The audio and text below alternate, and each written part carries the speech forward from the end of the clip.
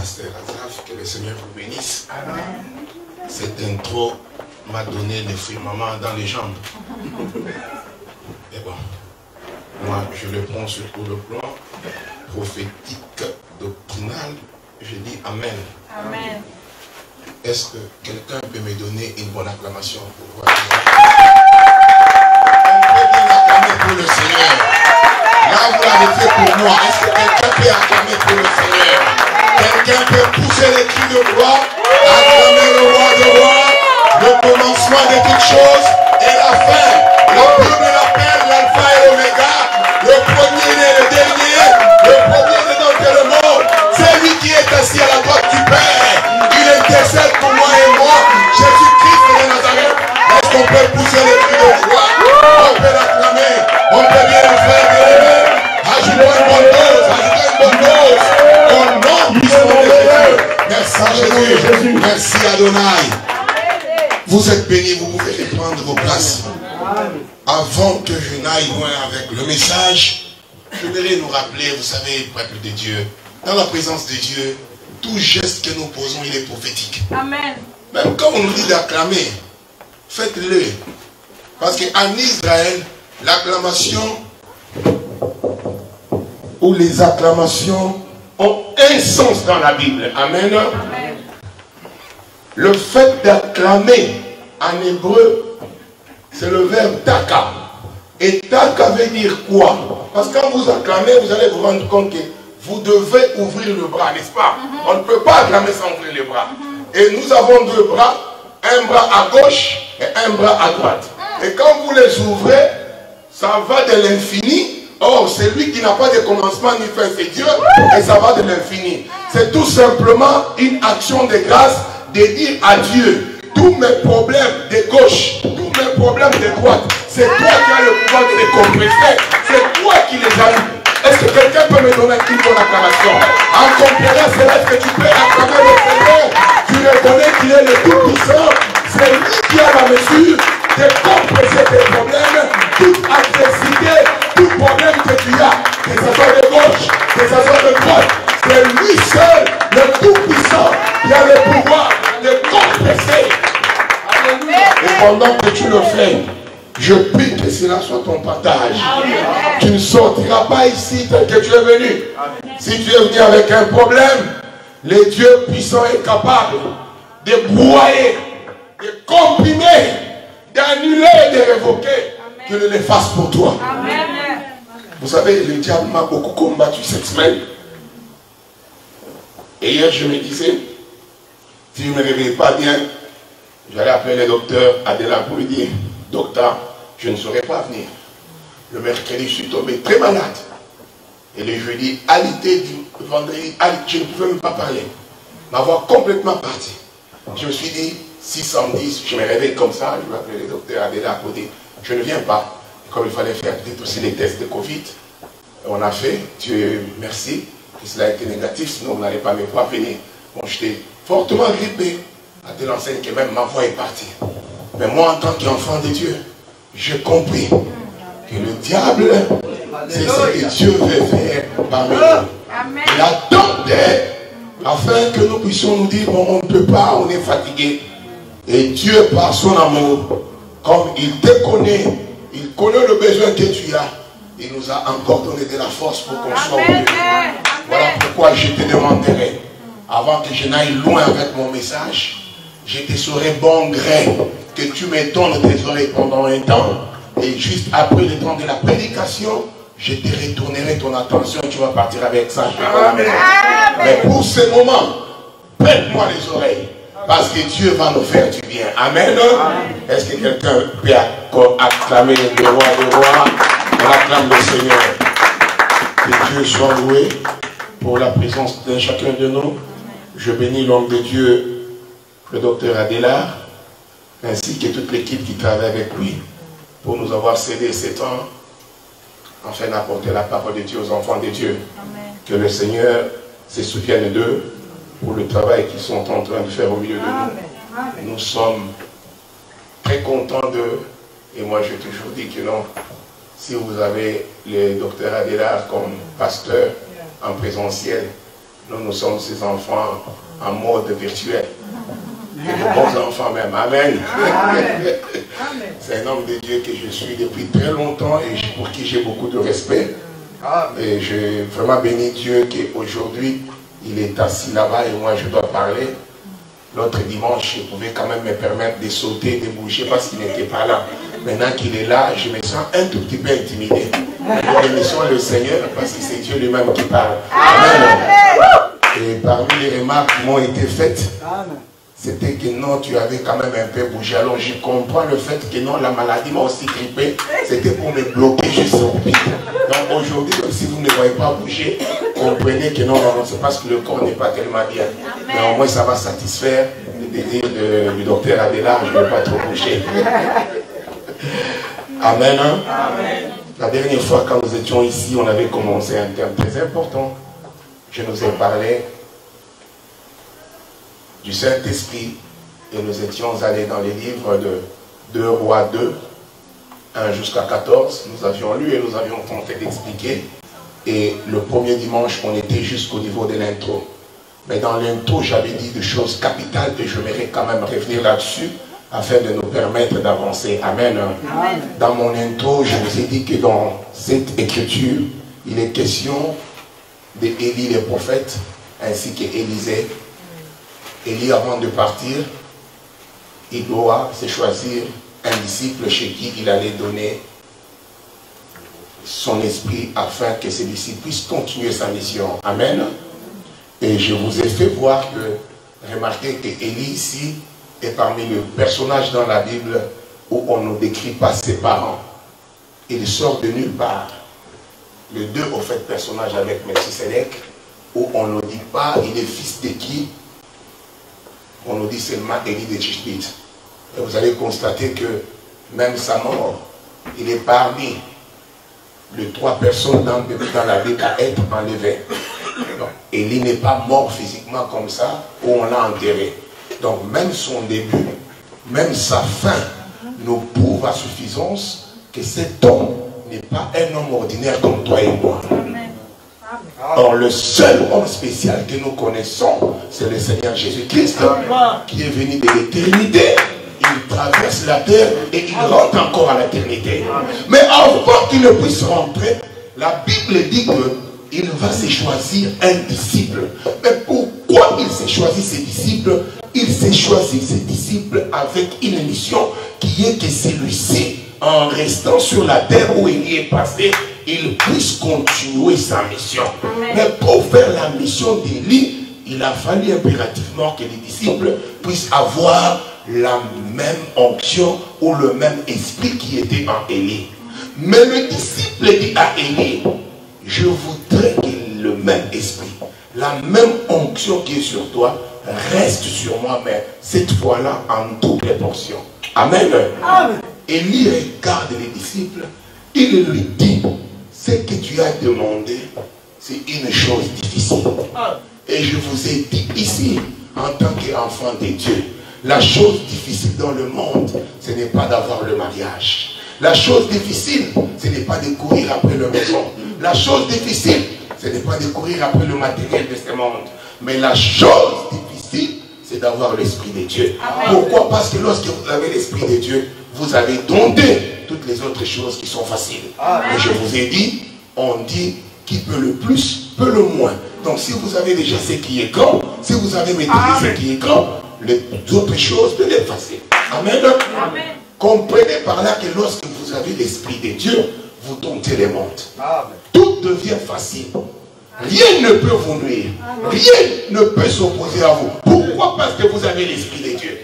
Et je vous ai ramené dans les livres de Genèse au commencement.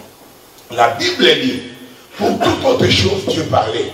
Mais quand vient le moment de créer Adam, la Bible dit que Dieu s'est mis à travailler. Il a rassemblé la terre avec ses mains. Et il va former un être. Alléluia. Et je vous ai dit que si on pouvait zoomer out et prendre la photo, Adam était déjà là physiquement bien préparé. On pouvait voir Adam. Mais Adam n'était pas encore une âme vivante. Amen. Amen. Ce qui va faire que Adam devienne une âme vivante, c'est les rouas l'esprit que Dieu a prononcé dans les narines d'Adam. Et en hébreu, c'est appelé Roua, qui veut dire vie, qui veut dire esprit. Donc nous comprenons que l'esprit de Dieu, c'est ça même la vie. Lorsque tu n'as pas l'esprit de Dieu, tu es mort. Adam était physiquement déjà bien. Donc en Adam, il y a deux temps. Un temps où Adam est déjà physiquement bien composé, et un autre temps où Adam devient maintenant une âme vivante. Amen. Je parle déjà de mes dispensations. Saisissez-moi très bien. L'homme d'Adam créé par Dieu, il y a deux temps. Un temps où on peut voir Adam, mais un Adam qui n'est pas une âme vivante. Amen. Amen. Un Adam qui est physiquement visible, mais il n'est pas une âme vivante. Pour que Adam devienne une âme vivante, il a fallu que Dieu vienne souffler en Adam. Donc comprenez que quand Dieu lui disait, le jour où tu mangeras de ces fruits, tu mourras, en quelque sorte, Dieu lui disait que tu vas rentrer à ton état initial où mon esprit ne va pas demeurer en toi. Amen. Donc mourir, c'est manquer l'esprit de Dieu. Tu peux être vivant, tu marches. Mais lorsque tu n'as pas le Saint-Esprit, lorsque tu n'as pas l'Esprit de Dieu, bien aimé, tu es mort. Celui qui est vivant, c'est celui qui a l'Esprit de Dieu. Amen. Je ne suis qu'à mon état. Saisissez-moi très bien. Parce qu'aujourd'hui nous allons voler. Mais avant que nous puissions voler, pendant que je suis en train de faire les taxis, je te demande de bien serrer ta ceinture. Parce que dès que nous allons voler et faire face aux zones de turbulence, si tu es bien assis, tu ne seras pas perturbé. Amen. Amen. Le Seigneur nous bénisse parce qu'aujourd'hui, Dieu va nous faire de bien. Amen.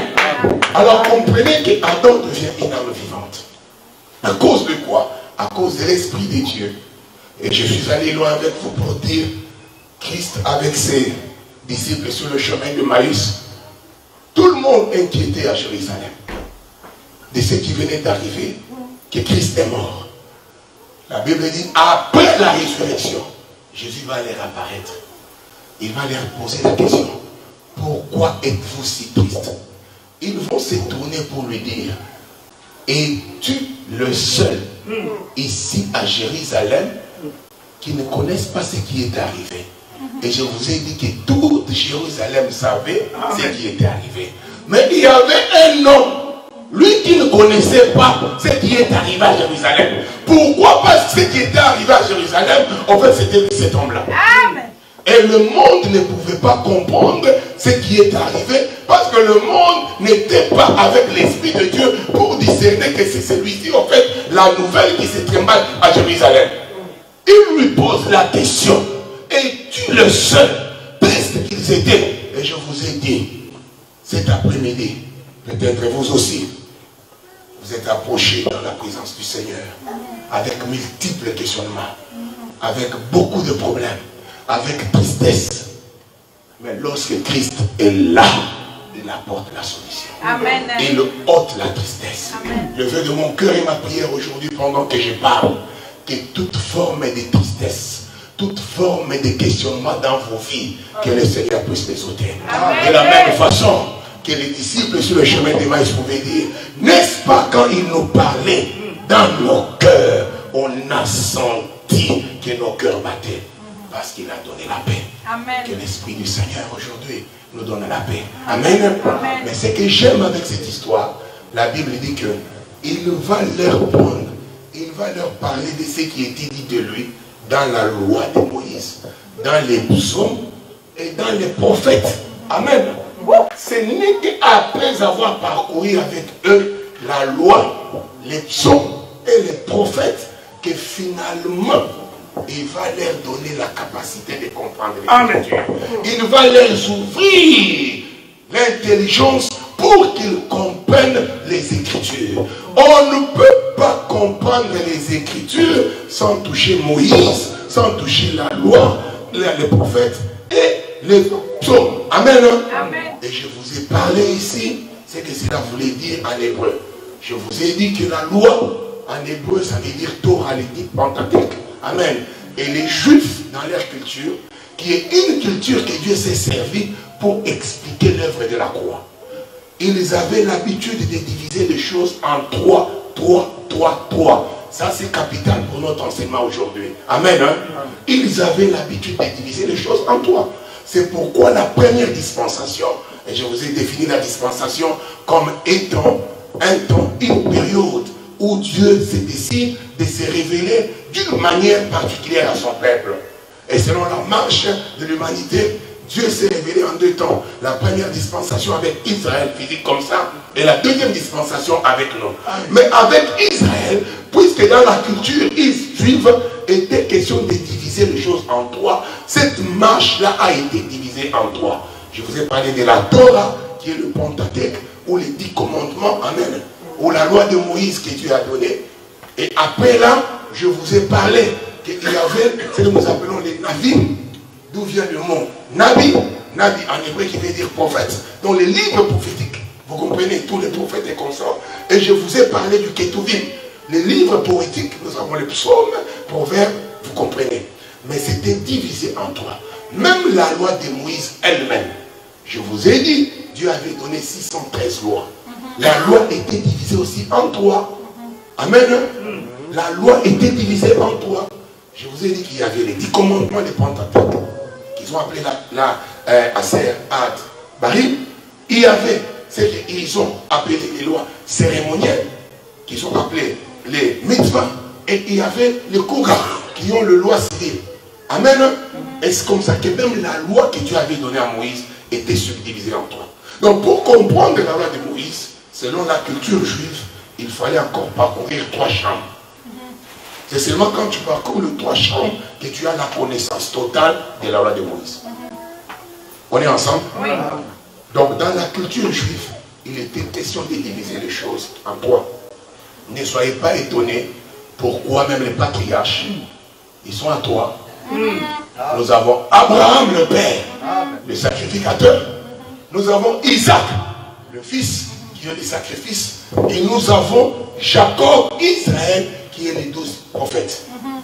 Donc c'était déjà Dieu qui annonçait qu'il n'y a qu'après les chiffres 3, selon sa pensée, que le 4e prophète viendra nous donner la véritable connaissance qu'on peut avoir que quand nous avions traversé 1, 2, 3, Abraham, Isaac et Jacob. C'est alors qu'on a la bonne compréhension d'Israël. Si vous ratez Abraham, si vous ratez Isaac, vous ne pouvez pas comprendre Jacob. Amen. Alors lorsque vous avez toute cette connaissance, c'est alors que l'Esprit de Dieu, dont il est question ici, peut vous éclairer pour comprendre les Écritures. Et ça, c'est une difficulté que beaucoup de nos contemporains, aujourd'hui, même dans beaucoup d'églises, c'est ce qui se passe. Les gens ne savent pas comprendre les 3 compartiments dont Dieu s'est servi pour nous amener à Christ qui nous a révélé sa parole. Donc, le vrai Esprit de Dieu, le Saint-Esprit de Dieu, ne peut être donné que lorsque nous avons la connaissance de ces 3 étapes. Amen. Amen. C'est pourquoi je vous ai dit, Élie va marcher avec son disciple avant de lui donner le Saint-Esprit en 3 villes. Je vous ai expliqué les 3 villes. Il était question qu'ils partent d'abord à Gilgal. Et lorsqu'ils arrivent à Gilgal, Élie va dire, reste ici. Élisée va dire, je ne reste pas. Ils arrivent à Bethel. Reste à Bethel, je ne reste pas. Ils arrivent à Jéricho, reste, je ne reste pas. Ton âme est vivante et Dieu aussi elle est vivant, je ne te laisse pas. Je vous ai expliqué, Gilgal partant de sa signification à l'hébreu veut tout simplement dire là où on a roulé le pierre. Or, la loi de Moïse était écrite sur le pierre. Voilà pourquoi Élie, avant de donner l'esprit, devrait d'abord toucher la loi.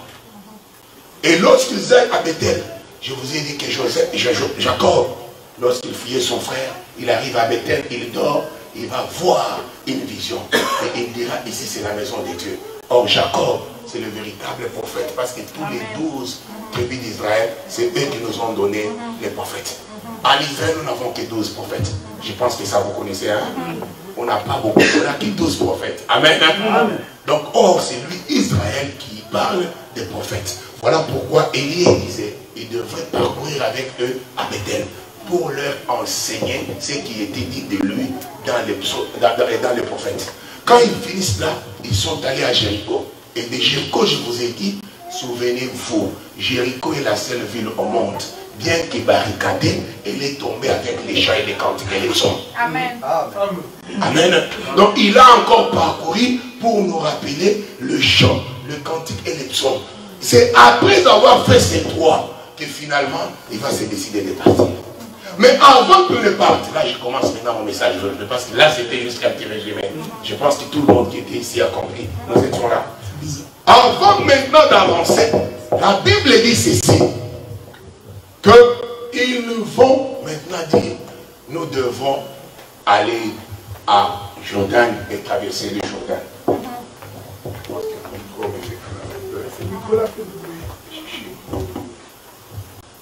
Merci beaucoup, Papa. Dieu vous bénisse. Alors, ils vont finalement aller à Jordan. Comprenez-moi très bien. Parce que là encore, nous allons parler du chiffre 3. La Bible dit qu'ils vont traverser Jordan. C'est après avoir traversé Jordan que tout ce que je vous ai dit ici, Élie va maintenant demander à Élisée, demande-moi ce que tu veux et je vais te le laisser. Nous pouvons nous tenir debout pour faire la lecture de la parole, pour que nous puissions tous être ensemble. Je vous ai dit que moi, il est question d'abord de respect et beaucoup plus pour attirer votre attention. Parce que je sais que beaucoup de gens n'aiment pas lire la parole de Dieu. Alors moi, quand je parle de Dieu, je veux que tout le monde puisse lire avec moi. Parce que quand vous êtes quand même debout, là je me rassure qu'à 100%, j'ai votre attention. Amen. Amen. Nous lisons la parole de Dieu. La Bible déclare, nous sommes dans 2 Rois 2. On peut commencer 1, on va descendre jusqu'à 14. Lorsque l'Éternel fit monter Élie au ciel dans un tourbillon, Élie partait de Gilgal avec Élisée. Élie dit à Élisée, reste ici, je te prie, car l'Éternel m'envoie jusqu'à Bethel. Élisée répondit, l'Éternel est vivant et ton âme est vivante. Je ne t'écouterai point. Et ils descendirent à Bethel. Le fils des prophètes qui était à Bethel sortirent vers Élisée et lui dirent, sais-tu que l'Éternel enlève aujourd'hui de ton maître au-dessus de ta tête? Et il répondit, je le sais aussi, taisez-vous. Élie lui dit, Élisée, reste ici, je te prie, car l'Éternel m'envoie à Jéricho. Il répondit, l'Éternel est vivant et ton âme est vivante, je ne te quitterai point. Et ils partirent à Jéricho. Le fils des prophètes qui était à Jéricho s'approchèrent d'Élisée et lui dirent, sais-tu que l'Éternel enlève aujourd'hui ton maître au-dessus de ta tête? Il répondit, je le sais aussi, taisez-vous. Élie lui dit, reste ici, je te prie, car l'Éternel m'envoie au Jourdain. Et il répondit, l'Éternel est vivant et ton âme est vivante, je ne te quitterai point. Et ils poursuivirent tous deux leur chemin. 7. 50, on peut aller à 8. Alors, Élie prit son manteau, le roula et les frappa les eaux qui se partagèrent ça et là. Ils passèrent tous deux à sec. Lorsqu'ils eurent passé, Élie dit à Élisée, demande ce que tu veux que je fasse pour toi avant que je ne sois enlevé d'avec toi.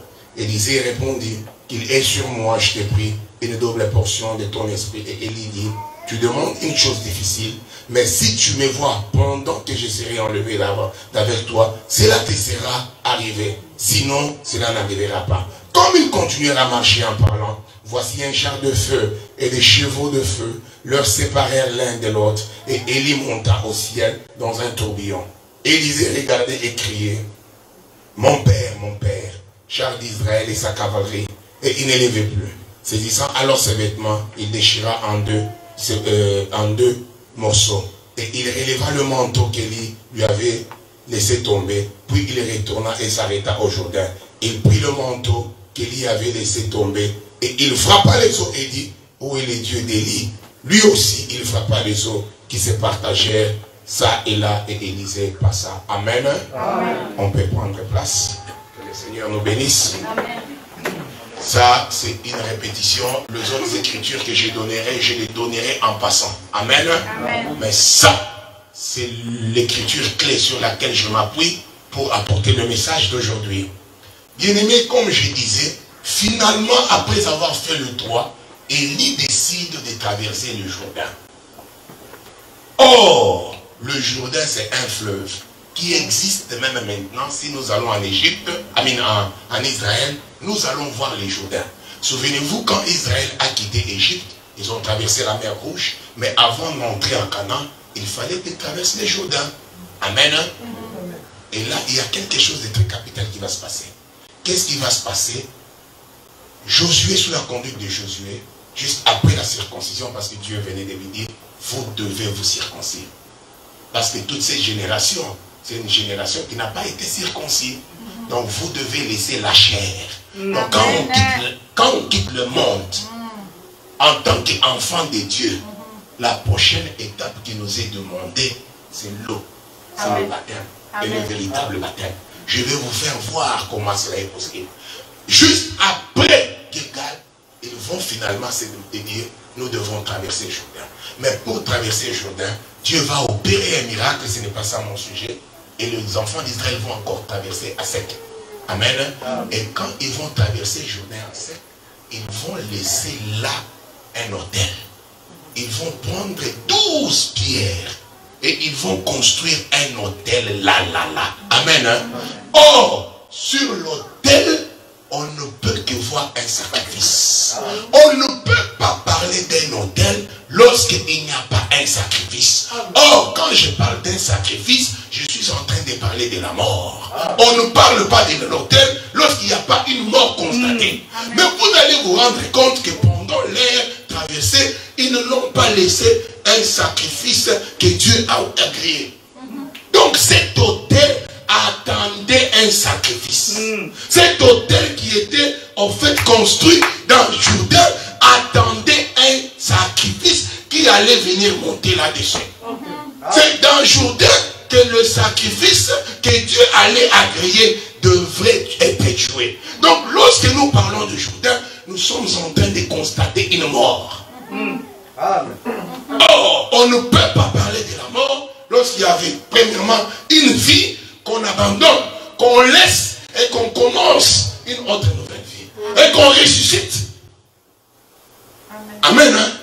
C'est sur le Jourdain que finalement, lui aussi, Élie, va demander à Élisée, bon, allons-y de l'autre bord.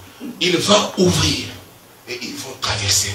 Donc comprenez que Élisée ici qui traverse le Jourdain, il fait exactement le même acte qu'ils avaient fait, mais tout en sachant qu'ici il y a une mort. Donc Élisée venait de mourir et de l'autre côté il venait de ressusciter. Donc Élisée annonçait déjà la mort du véritable sacrifice qui allait venir. Que pour avoir l'esprit, il faut impérativement mourir et ressusciter. Il faut impérativement passer par les eaux de baptême. Voilà pourquoi nous les enfants de Dieu, le baptême est capital. Je ne parle pas de l'eau là, on jette quelque part là comme ça. Non. Le baptême, c'est l'immersion, on te plonge dans l'eau et tu ressuscites avec Dieu. Comme pour dire, l'ancienne et la vieille vie qu'on avait, vous comprenez bien aimé, meurt et on ressuscite. Et lorsqu'on sort dans les eaux, là on devient maintenant prêt pour recevoir l'esprit, pour recevoir la chose difficile. Voilà pourquoi j'insiste, pour la marche d'un enfant de Dieu, le baptême est capital. Le baptême d'eau, où vous mourrez et vous ressuscitez avec Christ. Parce qu'il y a beaucoup d'enfants de Dieu aujourd'hui qui ne comprennent pas ces choses. Si Dieu lui-même l'a fait, c'était pour nous donner un modèle. Et nous, en tant que ses enfants, nous ne pouvons que faire cela pour avoir l'Esprit de Dieu. Je prie aujourd'hui que Dieu nous fasse grâce qu'on comprenne ces choses. Parce qu'après cette prédication, moi je voudrais que l'Assemblée des Saints de Gatineau puisse expérimenter des miracles, puisse expérimenter de grandes choses. Je vous ai dit, la seule bonne façon de réussir, c'est d'avoir la chose difficile. Donc quand nous allons prêcher et finir, moi je crois fermement que le Dieu qui nous a envoyés, une fois qu'il va constater que nous avons parcouru tous les 3 compartiments et que tout est en ordre, la chose difficile dont il est question nous sera donnée. Pour ceux-là qui ont déjà fait des choses difficiles, nous allons activer et remercier Dieu et les choses dans nos vies doivent changer. Il devrait traverser les Jourdains. Et je vous informe encore ici que le Jourdain géographiquement comme ça, il est divisé en 3. Le Jourdain a 3 sources principales. Le Jourdain supérieur, le Jourdain moyen et le Jourdain inférieur. C'est au niveau du Jourdain inférieur qu'on appelle en français les guets, où on baptisait. Où on appelait les gens pour se faire baptiser. Souvenez-vous, Jean-Baptiste faisait baptiser les gens. Quand je parle du guet, le guet dans une rivière, c'est un passage facile où on peut traverser avec le pied. Parce que dans une rivière ou bien dans un courant d'eau, ce n'est pas partout où vous pouvez traverser. Il y a d'autres places où l'eau peut se submerger. Mais les gens qui habitent tout près des rivières savent qu'il y a d'autres places où il n'y a pas beaucoup d'eau. On peut facilement traverser. J'aimerais que vous me compreniez. Hein? Où on peut facilement traverser. Le Jourdain supérieur à la source, on ne peut pas. Le Jourdain moyen, on ne peut pas. Mais c'est en fait au Jourdain inférieur où on peut. Ah, je prie que Dieu m'aide à vous faire comprendre ces histoires. Amen. Donc le Jourdain lui-même, qui attendait les sacrifices, qui attendait que quelque chose soit mis sur l'autel, on ne pouvait le traverser qu'au Jourdain. J'aime ça. Yeah. C'est bon. Bien-aimé dans le Seigneur. Vous savez, les défauts avec nous, quand on commence comme ça, on risque même de quitter dans la prédication, aller à autre chose. Ma prédication n'est pas ça, hein? Mais comprenez les choses. C'est seulement là alors qu'ils vont traverser. Que la mort est constatée. J'insiste même pour nous, enfants de Dieu, le baptême est capital et d'une importance capitale. Amen. Et c'est seulement quand il traverse. Donc Élie va mourir et ressusciter que Élie demande finalement. Demande-moi quelque chose. Et moi, je te donnerai. Bon, le Saint-Esprit me donne encore une autre inspiration. Ça, je sais que vous le savez, quand vous avez les docteurs Adela, le pasteur Azav, l'homme de Dieu Obed, donc vous êtes bien nourris. Vous savez que Abraham, dans sa vie en tant que notre père, Abraham n'a construit que 4 hôtels. Ça, vous savez, non? Azav, ça, vous savez. 4 hôtels seulement. Le premier, vous pouvez les lire dans les livres de Genèse, je crois 12, Sichem. Amen. Le deuxième, à Bethel. Genèse 13. Je ne vous donne pas le verset, allez lire tout, comme vous n'aimez pas lire. Le troisième, il va construire à Hébron. Et pendant ces 3 hôtels-là, Abraham ne sacrifiait que des bêtes. Mais arrivé au 4e, Dieu va dire à Abraham, j'en ai marre de bêtes. Les bêtes n'ont pas satisfait mon appétit. Les bêtes n'ont pas étanché ma soif.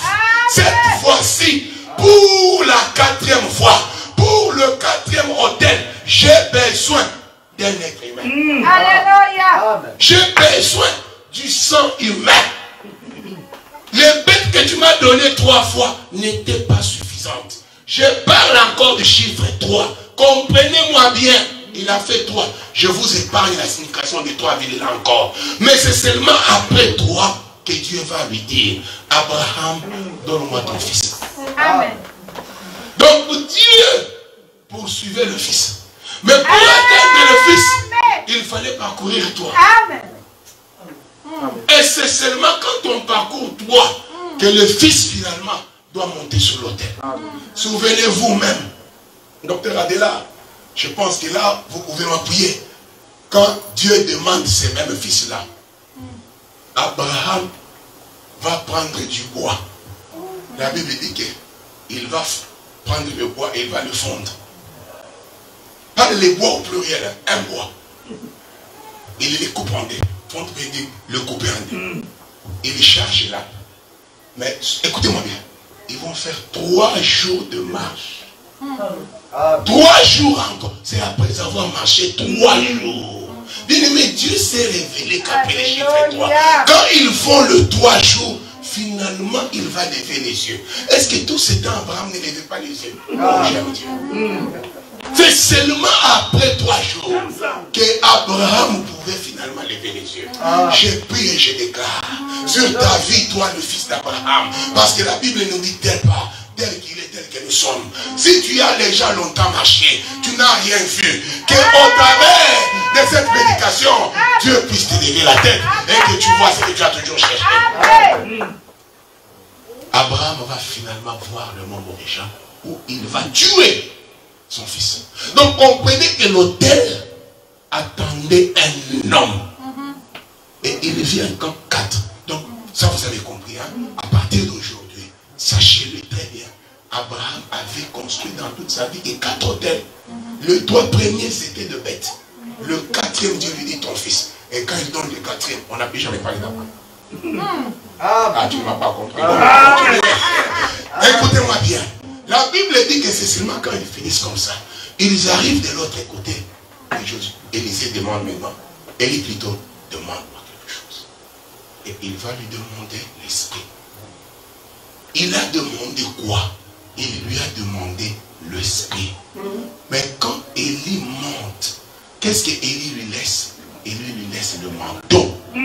Donc facilement nous pouvons comprendre que le manteau c'est l'esprit. Voilà. On n'a pas besoin d'un dessin pour comprendre. Parce que lui a demandé l'esprit. Mais Élie lui laisse le manteau. Et là je conclus que le manteau ici représente l'esprit dont il avait besoin. Amen. Et remarquez une chose.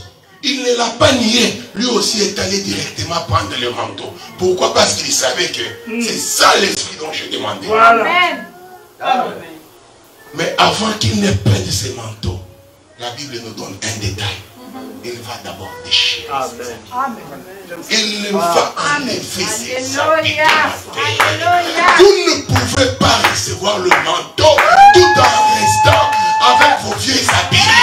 Vous ne pouvez pas, bien aimé, pour recevoir l'esprit, pour recevoir le manteau, on doit se débarrasser de ces vieux habits. Quels sont tes habits que tu as? Tu les as portés pendant très longtemps. Tu les as pendant très longtemps.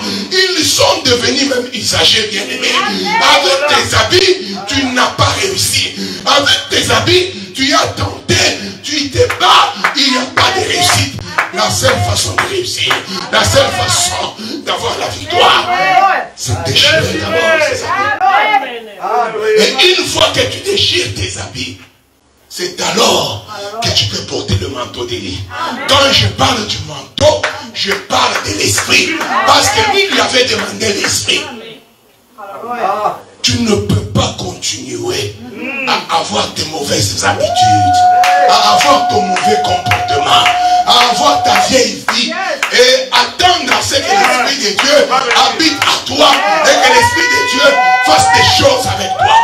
Je prie et je déclare ici à Gatineau que Dieu nous aide à nous débarrasser de nos vieux habits. Que Dieu nous aide de nous débarrasser de nos vieilles habitudes. Que Dieu nous aide d'enlever tout ce qui est afin que le nouveau vienne. Et vous avez remarqué encore une chose. Le dernier miracle d'Élie, physiquement comme ça, c'était le traversée des Jourdains. C'était la traversée des Jourdains. Parce que ça, le dernier miracle qu'il fait, et il est enlevé. Mais comprenez que le dernier miracle d'Élie, avant d'être enlevé, c'est celui qui devient le premier miracle d'Élisée. Voilà. Amen. Amen. Amen. Bongo. Amen. C'est celui qui devient le premier miracle du disciple qui devrait continuer sa mission. Ce qui était le dernier. La mort et la résurrection, en fait les Jourdains, c'est ce qui devient le premier miracle d'Élie. Pour continuer, pour la continuation, la bonne marche, en tant qu'enfant de Dieu, vous devez mourir et ressusciter. Si vous ne mourrez pas, vous ne verrez pas la continuation. Si nous ne mourrons pas, nous ne verrons pas la main de Dieu.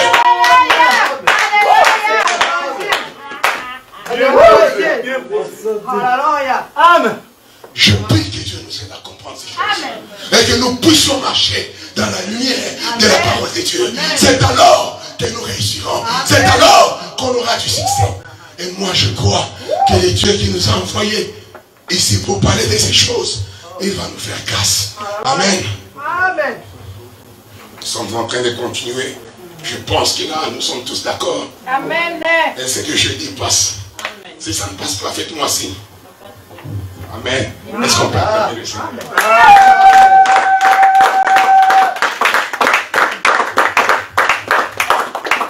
Je disais que le dernier miracle d'Élie devenait le tout premier pour Élisée. Élisée ici, qui est la continuation de l'œuvre d'Élie, qui est un disciple sur qui Élie devrait laisser son manteau pour continuer sa mission.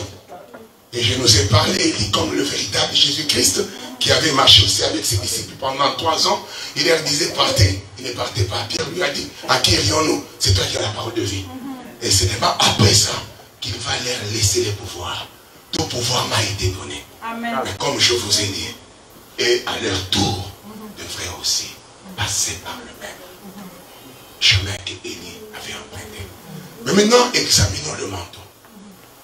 Lorsque je pars en hébreu pour comprendre le terme de ce manteau, c'est là que je vais maintenant comprendre pourquoi le Saint-Esprit, cette fois-là, devrait être typifié par un manteau. Je ne suis pas ici pour vous dire que dans la Bible, le Saint-Esprit n'a été parlé que d'un manteau. Non. Le Saint-Esprit a été parlé de plusieurs façons. Amen. Vous comprenez? D'autant plus que la Bible dit que Dieu nous a parlé de plusieurs façons par nos pères. Vous comprenez? Amen. Dieu a répété les mêmes choses. Mais ici, il est question du manteau. Le terme qui est utilisé en hébreu pour parler de ces manteaux d'Élie est appelé Adéref. Mais qu'est-ce que Adéref veut dire? Pour que nous puissions comprendre Adéref bien, nous devons aller comprendre quand est-ce que ce terme a été premièrement utilisé. Parce que Dieu, quand il fait les choses, c'est beaucoup plus au commencement qu'il s'annonce. Parce que nous, comme nous sommes là, nous savons que toute la Bible est dans cette création, dans ces jours de la création. N'est-ce pas? Donc au début déjà, Dieu annonçait. De même avec les termes, je ne suis pas venu ici vous impressionner avec le mot. C'est pour cela que nous puissions comprendre que même le mot qui sont utilisés dans la Bible annonce quelque chose. Dieu n'a fait rien au hasard. Amen. La première fois que ce terme Adéref, qui est manteau, en hébreu a été utilisé, c'est quand un jour, une femme était enceinte et que dans son ventre, il y a 2 nations qui se battaient. Elle va consulter Dieu pour dire, mais qu'est-ce qui se passe dans mon ventre? C'était pour moi bien que je reste sans même tomber enceinte. Et la Bible dit, tu as 2 nations dans ton ventre. Il y a 2 enfants, le né et le puis-né. Mais nous t'informons que quand ils sortiront, le puis-né va dominer sur l'aîné. Mais curieusement, la Bible dit, quand ces 2 enfants vont finalement sortir, l'aîné va sortir avec un manteau. C'est le terme Adéref ici qui a été utilisé pour la première fois dans la Bible. L'aîné est sorti avec tout un poil. Il était velu, c'est ce que dit la Bible. Là, je parle des amis. Si vous n'avez pas encore compris, c'est là que je suis à Rebecca. Quand Rebecca devrait mettre au monde les enfants, il avait 2. Un fils qui est sorti, excusez-moi le terme à cause de la pudeur, sans habit, vous comprenez. Et un autre qui est né avec un manteau. Où aviez-vous vu un homme naître avec un habit? Où avions-nous vu un homme naître avec un manteau? C'est le terme qui est utilisé pour la première fois. Le même manteau que Élie avait laissé sur Élisée, c'était en fait le même manteau que Ésaü avait quand il naissait. Pendant que son frère, lui, n'en avait pas.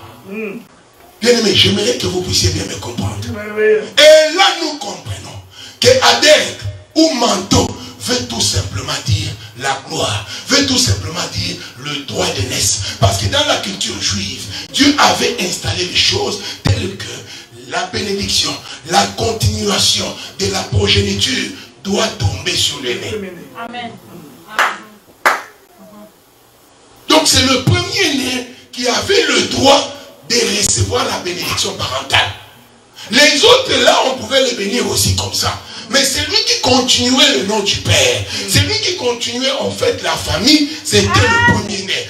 Voilà pourquoi Dieu, en tant que véritable mathématicien, il s'est dit ici, il y a 2 enfants. Mais pour qu'il y ait une distinction, l'autre doit naître avec un manteau. Voilà. Donc le manteau, c'est un signe distinctif. Amen. Je prie que Dieu te donne un manteau aujourd'hui. Là où tu étais rejeté, là où tu étais maltraité, tu seras distingué. Plus jamais tu vivras la richesse. Pourquoi? Parce que en ce jour, Dieu te donne le manteau. Je déclare sur toi qui m'écoute que le signe distinctif va t'accompagner. Si partout où tu partais, toi on te regardait comme ça. Si dans ta famille, tu étais le moindre, aujourd'hui, à cause du manteau qui est le signe distinctif, toi tu seras distingué. Amen. Je proclame la distinction sur ta vie. J'annonce la gloire sur toi.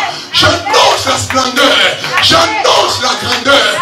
J'annonce l'auteur. J'annonce la célébrité. Parce que c'est ce que veut dire à des rêves en hébreu. Ça parle de la grandeur.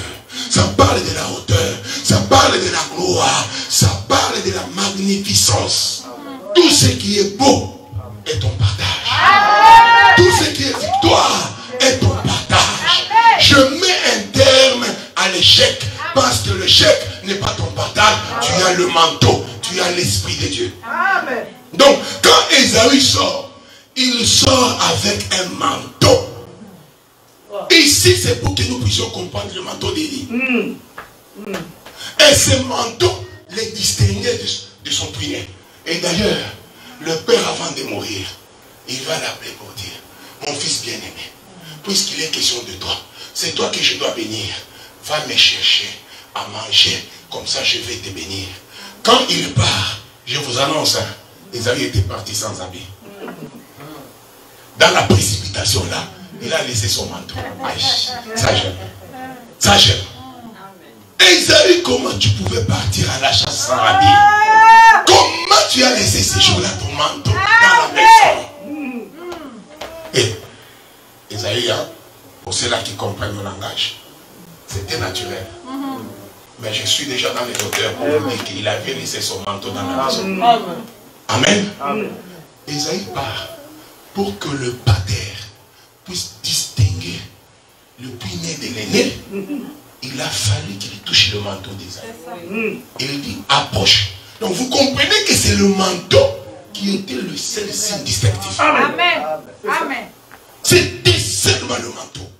Voilà pourquoi il est impérieux pour un enfant de Dieu. Alléluia. De désirer l'Esprit de Dieu. Amen. La seule chose qui va te distinguer dans le monde, c'est le Saint-Esprit. Alléluia. La seule chose qui va t'élever, c'est l'Esprit de Dieu. La seule chose qui nous amènera même au ciel, c'est l'Esprit de Dieu. Amen. Donc la seule chose qui allait le distinguer, c'était le manteau. Et le pater lui dira même, par la voix, je sens que c'est Jacob. Que je ne veux pas bénir. La loi ne m'oblige pas de te bénir. Mais quand je touche, à cause du manteau, à cause de la dérèque que tu as, parce que toi tu étais principalement né, d'où vient que maintenant tu as le manteau? Donc toi, c'est Ésaü. Parce qu'il n'y a que Ésaü qui avait le manteau. Oh, Ésaü est le premier-né. Mais il devrait laisser son manteau. En passant, je vais offrir quand même une parenthèse pour nous dire, vous savez, surtout nous, à l'évangile éternel, on a quand même aussi trop, pas négligé, je peux dire, mais mis de côté certains aspects spirituels et réalités spirituelles. Tout ça aussi arrive pourquoi? Il est vrai que Dieu l'avait déjà dit que non, le puîné va supplanter son frère. Mais dans la réalité comme ça, un jour, on a vu Ésaü qui est venu. Il a vendu son droit d'aînesse. Par conséquent, il ne pouvait pas. Voilà pourquoi, en tant qu'enfant de Dieu, nous devons veiller aussi à ce que nous disons et ce que nous faisons. Le monde spirituel existe. Amen. Les réalités spirituelles existent. Déjà dans le monde spirituel, à cause de cet acte-là, Ésaü ne pouvait plus encore réclamer le droit d'aînesse. Combien d'entre nous se compromettent? Combien d'entre nous se laissent bien aimer? Le monde spirituel existe. Et ce qui est déjà dans le monde spirituel, c'est ce qui détermine ce que tu es. Amen. Ah, tu ne m'as pas compris. Je vous donne un exemple. Dans le livre de Zacharie, il est dit par Zacharie qu'il va voir le sacrificateur Josué au ciel avec des habits sales. Or, un sacrificateur ne peut pas avoir les habits sales. Pendant que lui le voyait aussi avec les habits sales, Josué, comme ça, dans la réalité, il était chez lui en train de manger le faux. Je ne sais pas si vous comprenez. Hein? Mais dans le monde spirituel, il est debout avec les habits sales. Bien aimé, le monde spirituel a un grand impact dans ce qui nous arrive. Amen. Esaïe vend son droit d'aînesse comme Israël. Finalement, le petit va prendre la gloire. Il va prendre la position et le pouvoir. Ici, c'était juste pour nous amener à comprendre le manteau dont il est question. Vous voyez là où on parle du manteau pour la première fois dans la Bible. Donc là, nous comprenons finalement la signification du manteau que Élie devrait laisser à Élisée. Est-ce que c'était juste un manteau naturel? Non. Parce que Élisée lui avait demandé l'esprit. Et là, nous comprenons que Dieu voulait nous amener à comprendre ce que le manteau réellement veut dire.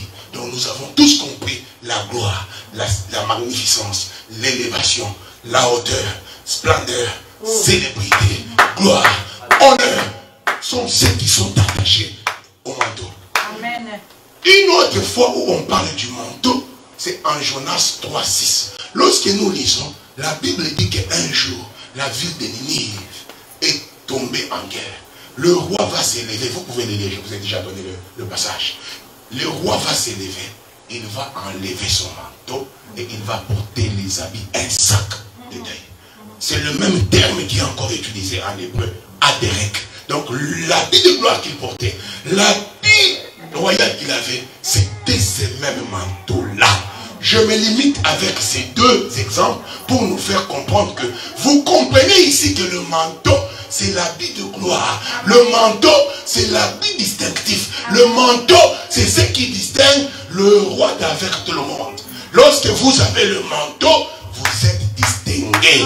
Voilà pourquoi je t'annonce, toi, enfant de Dieu, à cause du Saint-Esprit, ta place, ce n'est pas la bassesse. Ta place, ce n'est pas le chef. Ta place, ce n'est pas le dernier. Mais toi, tu es appelé à vivre comme un roi, distingué dans tout ce que tu fais. Amen.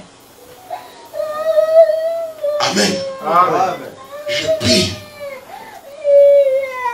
de tout cœur que Dieu nous distingue. Parce que lorsque nous avons son esprit, c'est nous distinguer. Son esprit amène la grandeur. Son esprit amène l'élévation. Son esprit amène la distinction. La Bible dit qu'il va enlever son manteau, son adérec de gloire royale pour porter le sac. Donc là, nous avons compris que non, le manteau, ici, ça parlait tout simplement de la gloire, de la magnificence, de la puissance du droit d'aînesse. Donc, Élisée n'était pas l'aîné. Élie était l'aîné qui devrait laisser son manteau, qui devrait passer le droit d'aînesse à Élisée, afin qu'Élisée puisse en fait opérer comme Élie. Pour réussir à faire la mission d'Élie, il doit y avoir un transfert de pouvoir. L'aîné doit cesser d'être aîné et donner son pouvoir au plus né. C'est exactement ce qui s'est passé avec Israël, qui est venu le premier. Et Israël n'a pas reconnu Christ. Finalement, Christ va tourner son dos pour nous les nations. Amen. Nous qui n'avions ni droit de citer en Israël, nous qui étions très loin. La Bible dit que par la mort de Jésus-Christ, Dieu nous a gravés, Dieu nous a amenés dans la promesse d'Abraham. Bien aimé, finalement, Élie lui laisse le manteau. Et quand Élisée prend le manteau, comme je vous disais, Élisée finalement déchire ses habits et il prend le manteau d'Élie. Amen. J'aimerais que nous puissions lire encore un autre texte. Ça, je veux vraiment que nous puissions le lire. Nous sommes dans le livre de Exode 22, 25. Si on peut nous lire Exode 22, 25. Ça va beaucoup nous aider. Ok, Exode 22, 25. La Bible dit ceci. Si vous prenez en gage le manteau de quelqu'un, rendez-le lui avant le coucher du soleil. Car il n'a que cela pour se couvrir et protéger son corps. Amen. Je ne sais pas ce que ça dit dans votre version, mais moi je suis dans version français courant. C'est ce que ça me dit, Exode 22, 25. Dieu vient dans la loi de Moïse. Il dit aux enfants d'Israël, si quelqu'un prend en gage le manteau de son frère parce que celui-ci lui doit de l'argent, le soir, avant que le soleil ne tombe, il doit prendre le manteau qu'il avait pris en gage, aller le lui remettre. Je m'explique. Maman a la dette. Je la menace, elle ne sait pas me payer parce que peut-être elle est broke. Elle est fauchée. Alors, finalement, j'ai dit, bon, puisque tu ne veux pas me payer, maman, je regarde, la loi m'autorise de ne prendre que son manteau. Vous comprenez bien? Rien d'autre. Pas une cuillère, pas une fourchette, mais de prendre seulement le manteau. Or, nous comprenons déjà ce qu'était le manteau avec Esaü et Jacob. Donc, quand je prends son manteau comme ça, ça veut dire que je le laisse faucher complètement, il n'a plus rien, pas de protection. Mais je pars avec son manteau. Je vais rester et lui va se trimballer comme ça toute la journée, sans son manteau. Partout où il va passer, elle va passer sans son manteau. Pourquoi? Parce que moi j'ai confisqué son manteau du fait qu'elle me doit.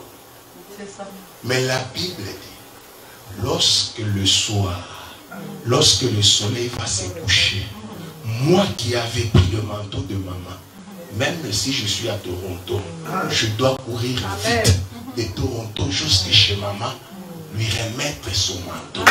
Qu'elle paye, qu'elle n'ait pas payé, mais je dois lui retourner le manteau. Pourquoi? Parce que le soir est venu. Pourquoi? Parce que le soleil se couche. Et à la Bible d'ajouter, avec quoi se protégera-t-elle? Avec quoi fera-t-elle face à toutes les perturbations atmosphériques nocturnes? Donc le manteau permet à ce qu'elle puisse faire face à toutes les perturbations atmosphériques nocturnes. Donc la nuit, il y a plusieurs choses qui arrivent. Ce qui nous protège, c'est en fait le manteau. Lorsque vous avez le manteau, vous pouvez facilement faire face à toute perturbation, à toute attaque, à tout ce qui s'élève pour vous nuire. Parce que la nuit, on ne voit pas. Pendant la journée, facilement tu peux voir une mouche tsetse, tu peux facilement voir un moustique. Mais la nuit, comme tu ne sais pas voir, pour te protéger, pour que tu sois dans une évidence que tu es protégé, tu dois avoir ton manteau. Même si tu devais à quelqu'un, la personne est obligée de te retourner ton manteau. Alléluia. Amen. Je pense que nous avons tous compris les deux temps ici. Le temps de la journée et le temps de la nuit. Et la Bible dit que lorsque la nuit arrive, on doit lui retourner son manteau. N'est-ce pas le Seigneur Jésus-Christ à la croix? Quand il mourait, la Bible dit que le soleil qui pointait a eu honte. Le soleil a compris que le temps de la nuit est arrivé. Finalement, je dois me coucher. Et quand le soleil va finalement se coucher, Dieu qui avait confisqué le manteau d'Adam, je vous ai parlé d'Adam avant, parce que Adam devait à Dieu de l'argent, et Adam était incapable de payer Adam son argent. Dieu va voir le soleil fuir. Dieu va finalement dire, hey, la nuit est en train d'approcher, je dois vite courir, quitter le ciel, et venir remettre à mon fils Adam son manteau, parce que Adam doit traverser maintenant la nuit. Adam doit faire face à toutes les perturbations atmosphériques de la nuit. Comment il fera? Je ne peux pas me contredire, parce que ma loi m'oblige à ce que dès que la nuit arrive, je dois retourner le manteau. Que Adam ait payé ou pas, la nuit a réglé son problème. Que Adam ait l'argent ou pas, la nuit a réglé son problème. Et quand Dieu a vu la nuit venir, il a retourné le manteau. Il est venu, il nous a donné le manteau. Voilà pourquoi, toi qui es dans le Seigneur, seulement l'élévation est ta part, la grandeur est ta part, parce que tu as le manteau pour faire face à tout ce qui se passe dans ce monde. Il n'y a rien qui puisse te nuire. Pourquoi? Parce que ce jour, à la croix, Jésus-Christ avait finalement dit, Père, pardonne-les. La nuit entre. Par conséquent, sans manteau, ils ne peuvent pas faire face à tout ce qui se passe la nuit. Et Dieu nous a retourné son manteau. Dieu nous a donné son esprit. Dieu nous a donné sa gloire. Dieu nous a donné sa grandeur. Dieu nous a donné le droit de naître pour faire face à tout ce qui est comme perturbation nocturne. Voilà pourquoi je déclare sur ta vie, toi qui m'écoutes, que le coronavirus frappe, que le cancer frappe, que la pauvreté frappe. Ça ne sera pas ton partage. Ça ne sera pas ton partage. Parce que toi, tu as le manteau qui te couvre. Toi, Dieu t'a remis le manteau. Tu ne seras pas parmi. C'est là qu'on comptera qu'ils ont échoué. C'est là qu'on comptera que les moustiques les ont piqués. C'est là qu'on comptera que les mouches les ont